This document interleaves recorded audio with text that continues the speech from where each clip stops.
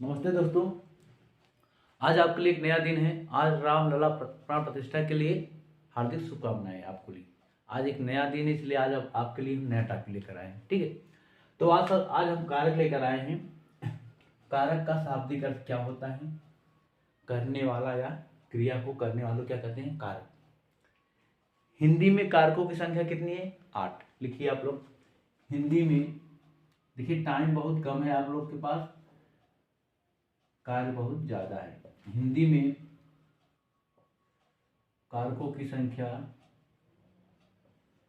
कितनी है भैया? कारकों की संख्या कितने हैं? 8।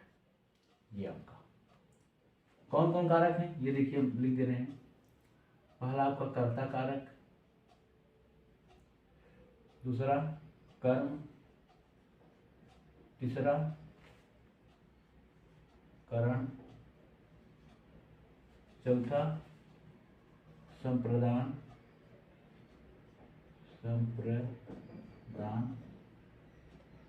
पांचवा अपादान,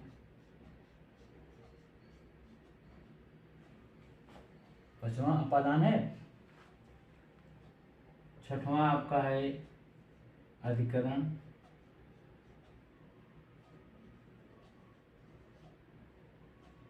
सातवां है संबंध,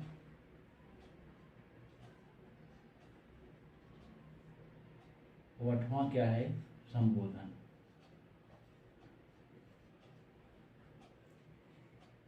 ठीक है, हिंदी में अगर पूछता है कि कारकों की संख्या कितनी है भैया, कितना बताएंगे आप? 8।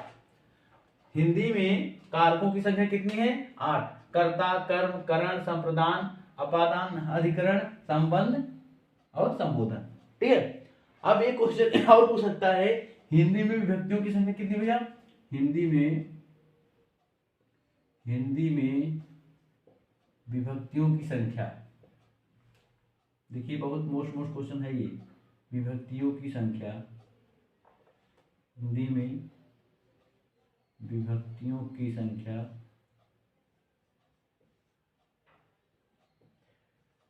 संख्या कितनी है? तो आपको 7 बताना है।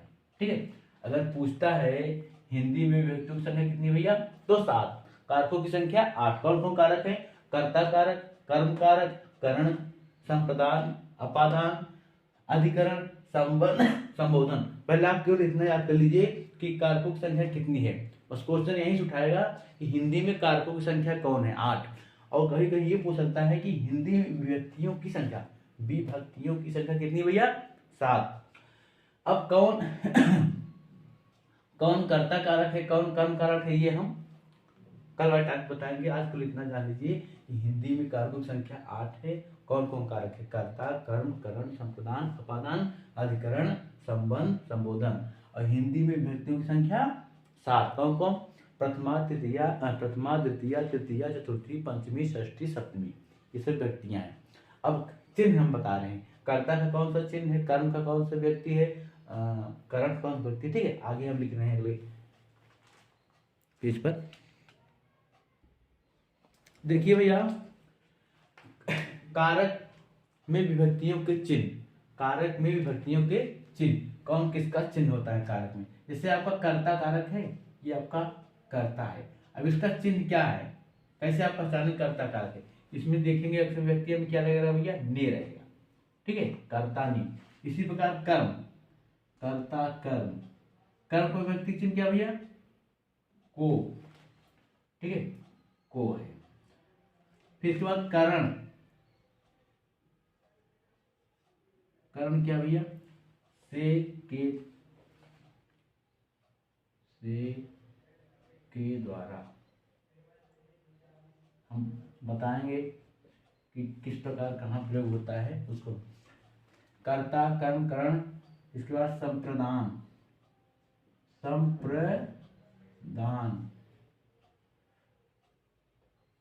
इसका क्या होगा चिन्ह? को के लिए,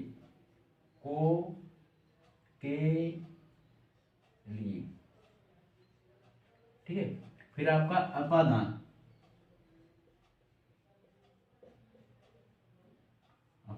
ठीक है। से अलग होने के अर्थ में आएगा ये, से अलग होने पर।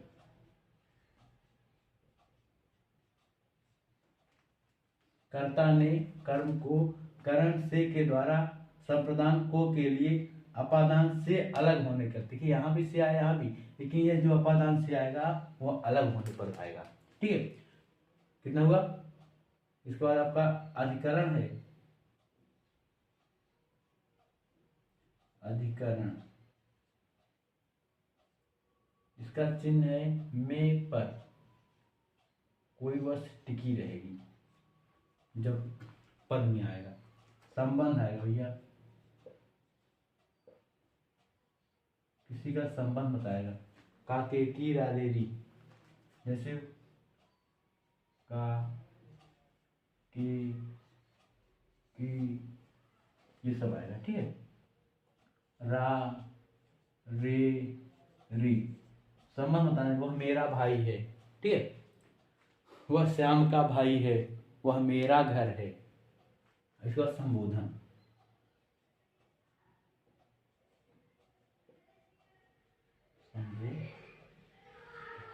इसमें किसी को पुकारने के लिए आएगा भैया, जैसे हे, किसी को जब बुलाएंगे वहां इसका प्रयोग है, हे, अजी,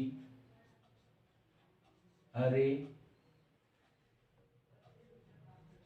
जहां किसी को पुकारेगा वहां संबोधन कारक प्रयोग होगा। ठीक है, इतना जान लीजिए आज। पहले केवल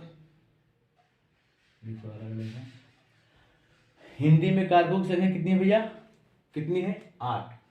कर्ता ने, कर्ता, कर्म, करण, संप्रदान, अपादान, अधिकरण, संबंध, संबोधन।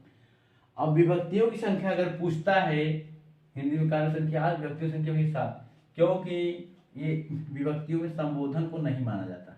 ठीक है, एक चीज ध्यान दीजिएगा, संस्कृत में जो कारक होते हैं वो तो केवल 6 ही कारक माने जाते हैं, लेकिन हिंदी में आपके क्या है? आपके 8 कारक माने हैं। संस्कृत में संबंध और संबोधन नहीं माना जाता। ठीक है, लेकिन हिंदी हम पढ़ रहे हैं, हिंदी के बारे में बता रहे हैं, ध्यान दिए, बार बार करेंगे, ये हिंदी का है। तो हिंदी में कारकों की संख्या 8 और विभक्तियां कितनी भैया? 7। कर्ता ने कर्म को करण से के द्वारा संप्रदान को के लिए अपादान से अलग होने पर, अधिकरण में पर, संबंध का के की रा रे री, संबोधन हे, अजी, अरे।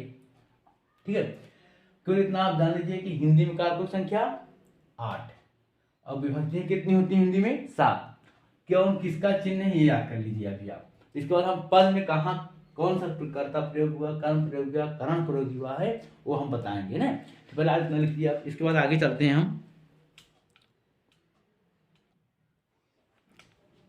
अब देखिए भैया, कारकों की संख्या 8 है, विभक्तियों की संख्या 7 है।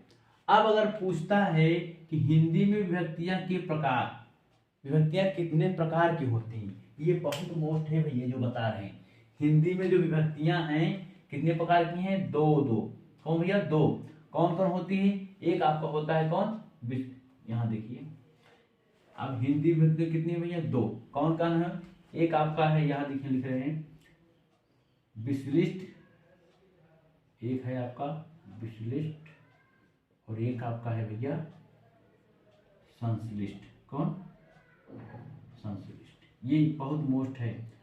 अब हम बता रहे हैं कैसे क्वेश्चन पूछता है, कई पेपर में पूछ चुका है, यह कई पेपरों में पूछ चुका है और पूछता भी है हमेशा, बार बार पूछेगा। विभक्तियां, हिंदी विभक्तियां अगर संख्या पूछता है, हिंदी विभक्तियों की संख्या तो 7 बताना है। विभक्तियां के जब प्रकार पूछता है, 2 प्रकार होते हैं। कौन कौन? एक विश्लिष्ट और एक संश्लिष्ट।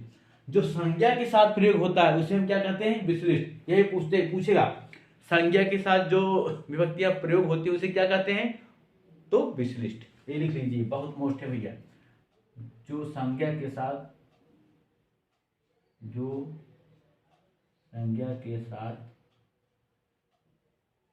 ये बहुत मोस्ट है, संज्ञा के साथ, जो संज्ञा के साथ प्रयोग होता है।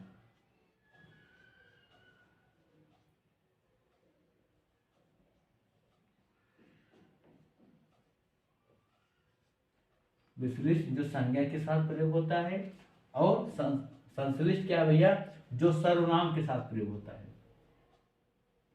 जो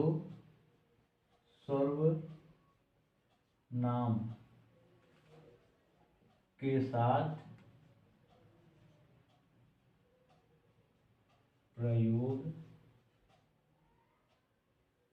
होता है। ठीक है, ये ध्यान दीजिएगा, ये बहुत मोस्ट हम देखिए मोस्ट हम लिख दे रहे हैं और पेपर आप देख के आएंगे, देख लीजिए पूछ जरूर सकता है, या तो आप किसी भी प्रीवियस ईयर का पेपर उठा के दे सकते हैं, कहीं न कहीं पूछा जरूर है, कई बार पूछता है ये, ध्यान दीजिएगा, हम एक बार नहीं बार बार करेंगे, ये बहुत मोस्ट है। जो संज्ञा के साथ प्रयोग होता है उसे क्या कहते हैं भैया, विश्लिष्ट, और जो सर्वनाम के साथ प्रयोग होता है उसे संश्लिष्ट। ठीक है, एक बार हम दोहरा दे रहे हैं, हिंदी में कारकों की संख्या कितनी है, 8 ना, विभक्तियां कितनी है भैया, 7, संज्ञा कितने विभक्तियां कितने प्रकार की होती हैं, 2, कौन कौन, संश्लिष्ट और विश्लिष्ट। विश्लिष्ट किसे कहते हैं, जो संज्ञा के साथ प्रयोग होता है, जो संज्ञा के साथ प्रयोग होता है उसे क्या कहते हैं, विश्लिष्ट, और जो सर्वनाम के साथ प्रयोग होगा ना उसे क्या कहेंगे, संश्लिष्ट। ध्यान दीजिए, बहुत मोस्ट बता रहे हैं हम ये। और एक बात और बता दें आप लोग से, कुछ लोग बता रहे हैं पेपर टल गया, कुछ लोग कह रहे हैं अभी नहीं टला, तो इस भ्रम में आप न पढ़िए कि टल जाएगा, क्योंकि पेपर हमें लग रहा है 18 तारीख को हो जाना चाहिए, हो या ना हो, लेकिन आप अपनी तैयारी कंप्लीट करी रहिए।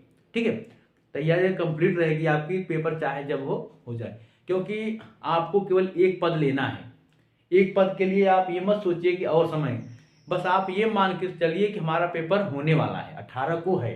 ठीक है, जब ये मान के चलेंगे तभी आपका हो जाएगा, कंफर्म हो जाएगी, मान लीजिए, पढ़ते रहिए और रिपीट करते रहिए क्वेश्चन को। और हिंदी के जो हम पढ़ा रहे हैं भैया, कंफर्म बता रहे हैं आपको, कहीं से छूट नहीं सकता एकदम, जो हम बता रहे हैं छूटने लायक कहीं से नहीं है। बस आप जो हम मोस्ट करके वो पढ़ते, लेकिन ये जान लीजिए जितना हम पढ़ा रहे हो आप छोड़िएगा उसमें से मत, क्योंकि हम मोस्ट पढ़ा ही रहे हैं, अभी हम मतलब ज़्यादा अंदर से नहीं पढ़ा रहे हैं, मतलब ये पढ़ा रहे हैं जो आपके पेपर में आने लायक हो, यूपीपी वालों के लिए। ठीक है, अभी वही पढ़ा रहे हैं हम, फिर हम विस्तृत पढ़ाएंगे बाद में फिर से, पहले आप सामने जो पेपर है उसको आप दीजिए। और एक बात, आपकी ये क्लास जो है शाम को चलेगी और एक क्लास सुबह चलेगी। सुबह जो है आपका स्वर खत्म हो गया है, व्यंजन सन चल रहा है, और एक नई क्लास हम लाए हैं शाम को, जो आपका छोटा कारक, वचन, लिंग, ये सब है ना, ये सब आपके लिए लाए शाम को। ठीक है, एक आपको शाम को लगभग 3 से लेकर 6-7 के बीच पहुंचेगा, एक सुबह जो है आपका लगभग 4 से लेकर सुबह 4 बजे भोर में से लेके 8-9 बजे के बीच हम डाल देंगे यूट्यूब पे। ठीक है, आप लोग पढ़ते रहिए और इसको छोड़िए मत। ठीक है, आज के लिए बस इतना ही। जय हिंद, नमस्ते।